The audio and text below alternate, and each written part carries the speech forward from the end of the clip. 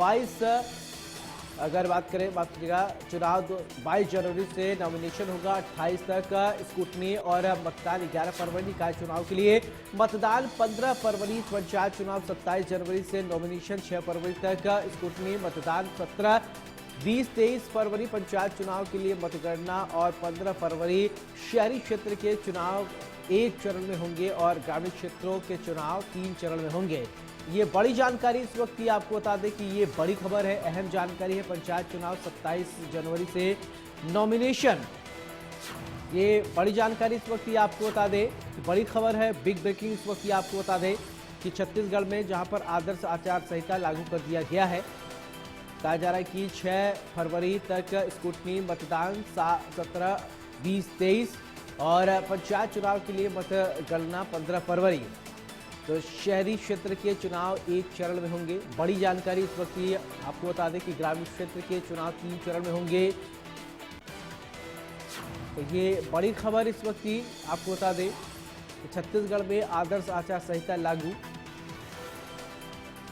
6 फरवरी तक स्कूटनी, मतदान 17, 20, 23 फरवरी, पंचायत चुनाव के लिए मतगणना 15 फरवरी। ये बड़ी जानकारी, शहरी क्षेत्र के चुनाव एक चरण में होंगे, तो ग्रामीण क्षेत्र के चुनाव 3 चरण में होंगे। ये अहम जानकारी इस वक्त की आपको बता दें कि ये बड़ी खबर है। छत्तीसगढ़ में आदर्श आचार संहिता लागू, तो बड़ी खबर है, बड़ी जानकारी इस वक्त की देख पा रहे हैं आप। पंचायत चुनाव के लिए मतगणना 15 फरवरी, शहरी क्षेत्र के चुनाव एक चरण में होंगे, अब ग्रामीण क्षेत्र के चुनाव 3 चरण में होंगे। तो बड़ी खबर है, छत्तीसगढ़ में आदर्श आचार संहिता लागू, तो बड़ी जानकारी, 6 फरवरी तक स्कूटनी, मतदान 17, 20, 23 फरवरी और पंचायत चुनाव के लिए मतगणना 15 फरवरी। ये बड़ी जानकारी है, शहरी क्षेत्र के चुनाव एक चरण में होंगे, तो ग्रामीण क्षेत्र के चुनाव 3 चरण में होंगे। बड़ी जानकारी है, छत्तीसगढ़ में आदर्श आचार संहिता लागू, तो 6 फरवरी तक स्कूटनी, मतदान 17, 20, 23 फरवरी को। ये बड़ी जानकारी इस वक्त की देख पा रहे हैं आप।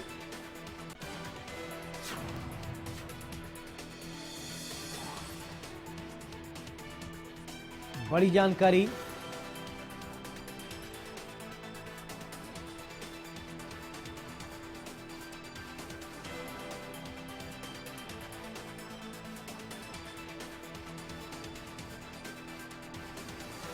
बड़ी जानकारी आप देख पा रहे हैं। ग्रामीण क्षेत्रों के चुनाव 3 चरण में होंगे, तो तारीखों का ऐलान हो गया है। ये बड़ी जानकारी इस वक्त की आपको बता दें, छत्तीसगढ़ में आदर्श आचार संहिता लागू कर दिया गया है और 6 फरवरी तक स्कूटनी होगी, मतदान 23, 20, 23 फरवरी को, पंचायत चुनाव के लिए मतगणना 15 फरवरी को। बड़ी जानकारी है, बड़ी खबर इस वक्त की हम आपको बता रहे हैं।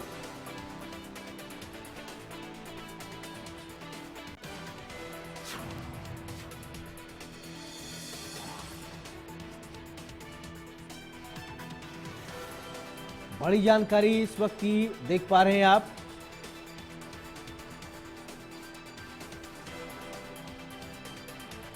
बड़ी खबर है,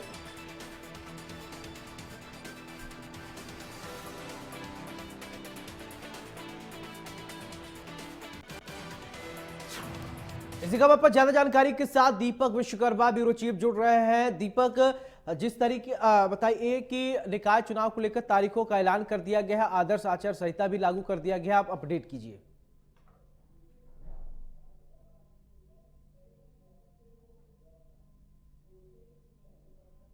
आएगी, कल डेट आएगी, परसों डेट आएगी और यही जो खबरों का बाजार था ये गर्म था, लेकिन डेट नहीं निकल रही थी। अब आज से आदर्श आचार संहिता पूरे छत्तीसगढ़ में लागू हो गई और सबसे महत्वपूर्ण बात यह है कि जो पहला जो नगरीय निकायों का चुनाव है, जो शहरी क्षेत्र का मतदान है, वो 11 फरवरी को कराया जाएगा, जिसकी मतगणना 15 फरवरी को की जाएगी। इसके इतर जो त्रिस्तरीय चुनाव है वो चुनाव तीन चरण है उसमें कराए जाएंगे, 17 तारीख, 20 फरवरी और 23 फरवरी।